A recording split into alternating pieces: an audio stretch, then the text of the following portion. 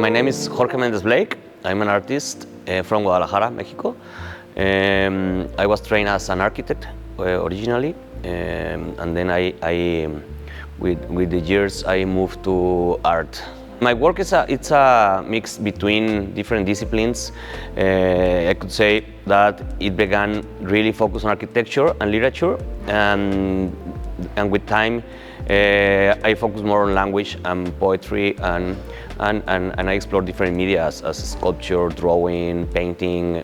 Depends on the project, I choose the media. I have two group of pieces. The one in the back is a wall painting related to one of the houses that the architect Luis Barragan did in Guadalajara.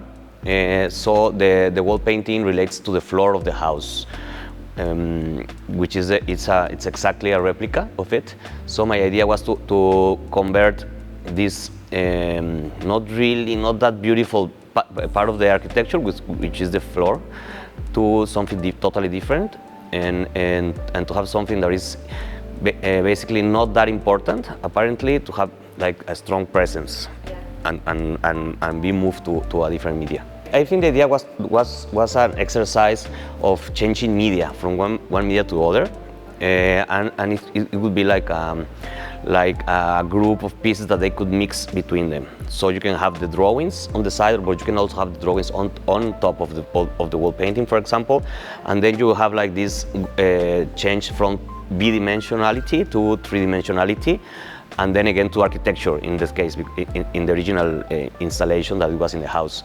So in the house you have a more I think labyrinth style installation. No? Here I think is more precise and more the pieces are separate, no? In a way. No? The other piece is a brick sculpture. You see it apparently it's only bricks, but then if you take a second look, you can find a small piece of paper which is a part of a Emily Dickinson book edition.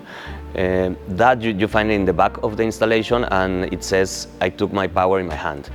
And for me, the small piece of paper relates or makes a strong contrast with the heaviness of the bricks. So you have this apparently perfect structure versus the small piece of disruptive paper which goes in the back. And also the paper talks about how you can make an impact, no, in the structures or in things that are bigger than you, no? Just as the paper. That if you maybe remove the paper, you might break the structure. Things that apparently are not that important or have not that strong presence, I try to make them present. So for example, this is like something that you really don't see in the house, which is the floor. That actually the first time that I visit the house before now it's a gallery, an art contemporary art gallery. I remember the first time I visited the gallery, 3-4 years before I made the exhibition, I hated the floor. Say, okay, this floor is terrible. This floor is not meant for a contemporary art gallery that should have like a more neutral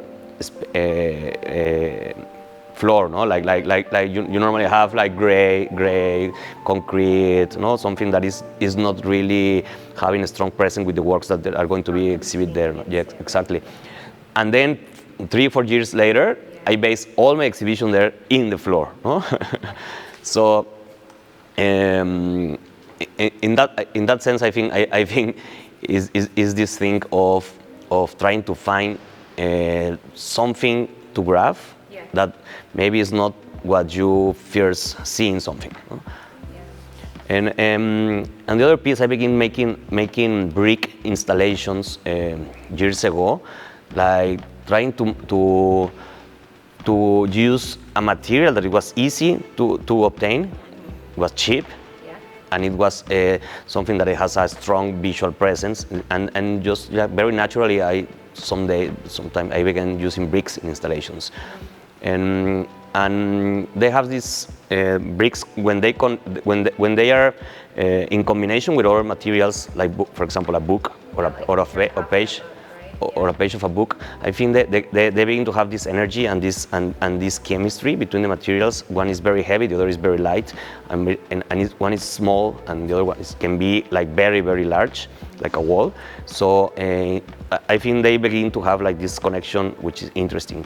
And it's also I like the use of bricks, because when you see the bricks, they look like if they are very stable, which they are not. No? So because they don't have any cement or structure, anything. So it's just they are just one on top of another.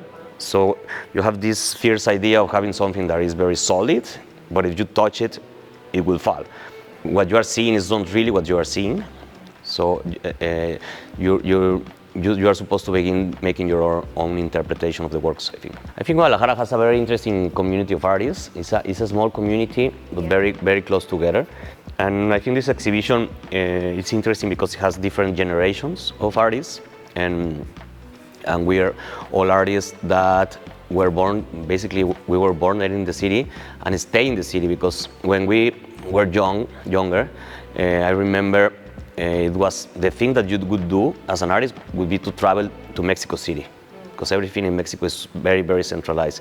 And I think we were the first generation of artists that stay in the city and make a long career in the city, which I think is important because it decentralizes the art scene in Mexico in general. And it's nice to see that new generation of artists, they are staying also in Mexico, in Guadalajara, and we are in constant dialogue, and in a way, I think the community is very connected between each other. You normally see all these things separate, and now to see the works in dialogue, I think is different, and when you see the different media, different interests of the artists, you realize that even if you are all from the same city, each artist has a unique universe in the head. No? So I think it's a nice dialogue between generations. I think when you approach a work, you have first a visual contact with the work. No? You might like it, you might not like it. Sometimes you kind of find something that takes your attention, and then when you have your attention, then you look at the label, for example. No? So you have more information, and then you begin making your own interpretation of the work. For me, it's important that the viewer makes their own interpretation of the work. No? I think as an artist, my intentions are only to maybe talk about my intentions, sure, but never to try to subjectively explain the work. No, I would leave the interpretation to the viewer, yeah. And I think in that moment is when you begin to have a dialogue between the viewer and the artist. I think when the artist explains the work too much, there is something wrong with the work.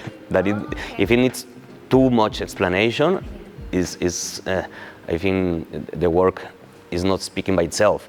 And when you leave the work in a museum, the work should be talking alone and with the viewer. No, you are not always next to your work explaining it. So it has to have a life of its own, in my opinion, and obviously a dialogue with other pieces in the exhibition. Art now today can be anything. No, it doesn't relate to a specific media, because sometimes I do things that use traditional media, painting, sculpture. So I think the media can be anything, but I think the approach that the artists have with the world has certain lightness and a certain interpretation that's when you realize that it's not modern but contemporary. I think this view of the art, the view of the art is what makes a work contemporary and not modern. I think I think modern artists really trust that the art could change the world and could change life in general. And I think contemporary artists are more they criticize more our society. We are more in contact with everyday life, for example, and you realize that the art is not perfect, and art cannot really change the world in the way that traditional art was thinking they could change it. I think it changes the way we look at the world, which is something that is very important.